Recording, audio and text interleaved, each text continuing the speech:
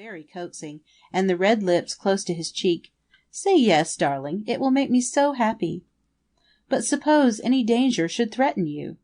"I should be there to defend my cousin with my life," Leon cried fervently. Don Gracia smiled. "You speak bravely, my boy, but as yet you are very young. However, as Leonore has set her heart upon this expedition, I suppose I must say yes. In case of danger, I will send some soldiers to escort you." "Oh, thank you, papa! I am so glad. Come, Leon, we will make haste, so as to set off ere the day gets more advanced." And warmly embracing her father, the girl sped swiftly away, followed by her cousin. In half an hour the cortege was ready, and after some little hesitation on Don Garcia's part, they started.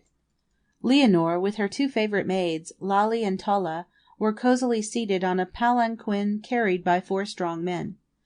Before clearing her path from all difficulties, went a body of 25 soldiers. Beside her, Pantaleone kept up a cheerful conversation, pointing out the beauties of the palaces through which they passed.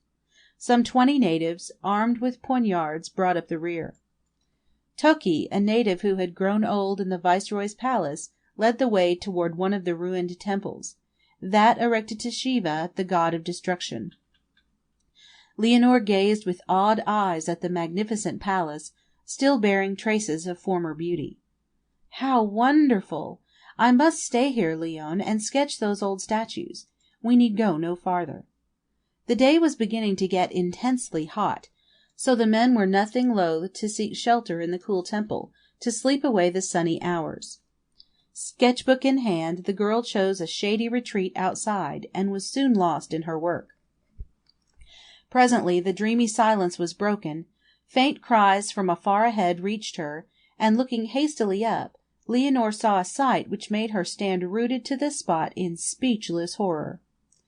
In the distance, pouring out from the mountains, were a multitude of Indians clad in diverse costumes, carrying in their hands fantastic idols, and followed by a train of Brahmins, singing a low, monotonous chant, which had warned the girl of their approach.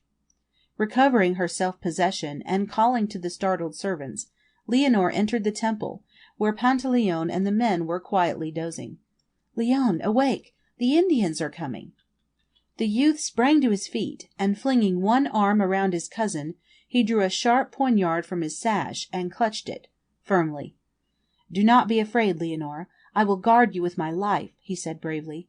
"But is there no way to escape?" Leonore asked wildly, frightened at the peril into which her folly had brought them all.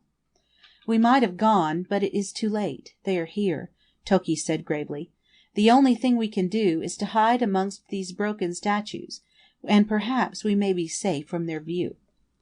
Scarcely had this been done than the procession arrived, stopped before the temple, and the men commenced building a huge square pile of wood, and on this they placed a bier, on which lay the corpse of an old man, decked with silks and costly jewels. Leonore and Pantaleone, watching from their hiding-place the strange preparations, now saw a girl, very young and beautiful, but weeping bitterly, being dragged toward the pile by a tall, hard-looking woman. "Come!" she cried in loud, ringing tones. "Now is the time to uphold the honor of your family and show your courage." With a shudder the girl drew back, and clasping her hands piteously together, said, "Why should I thus sacrifice my young life to the cruelty of your customs? I cannot endure the thought of being burnt alive. It is too horrible." "It is your duty. A woman must follow her husband in death," coldly. The young widow burst into passionate weeping, and gave an agonized glance around at the vindictive faces. Not one among that multitude, she thought, felt pity for the girl who was condemned to so horrible a fate.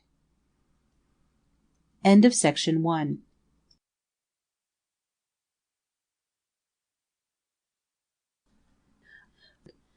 Chapter 1, Part 2.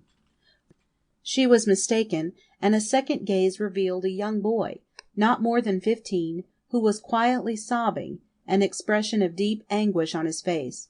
"Satsavan, my poor brother, you have also come to witness my painful end." The boy went toward her and wound his arms around her slim waist, drawing the dark head onto his shoulder.